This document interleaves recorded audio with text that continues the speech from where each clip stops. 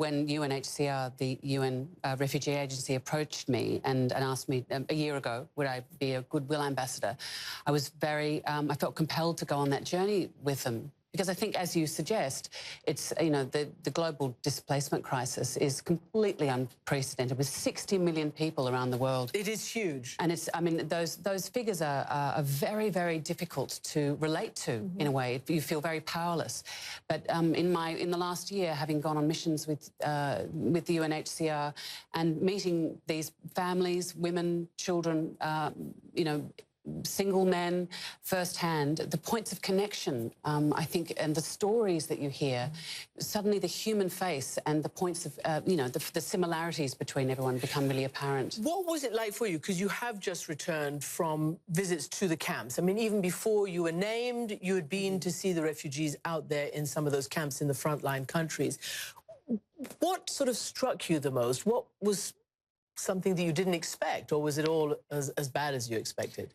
One hears, I suppose, about this mass exodus. You hear about the numbers.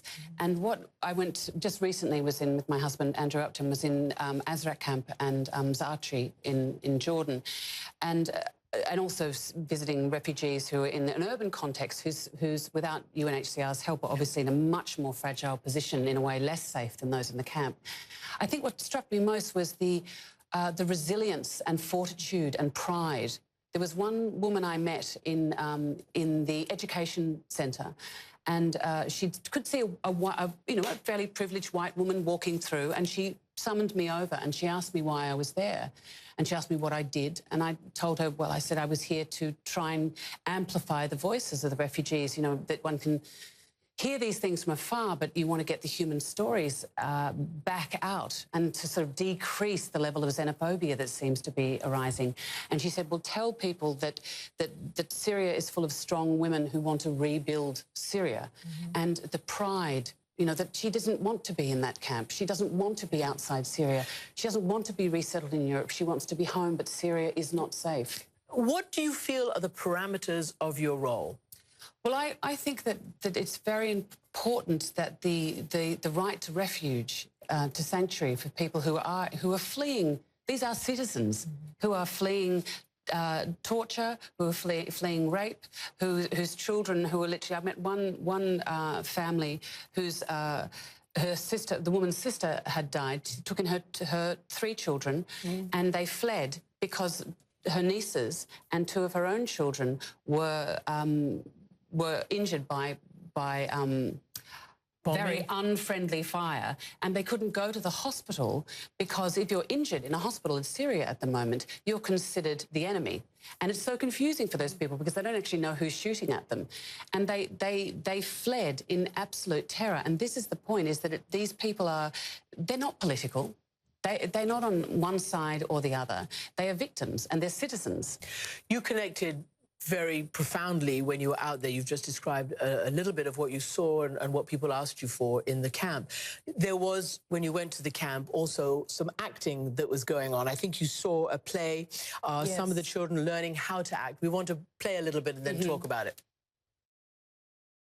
Ahmed likes to act. And this group of children, about 15 of them, had chosen to create, through a series of scenes, this play about early marriage. And so it was drama as therapy. This community centre and the chance for them to enact their fears, their worries, their stories, their hopes, it became a really important outlet for them.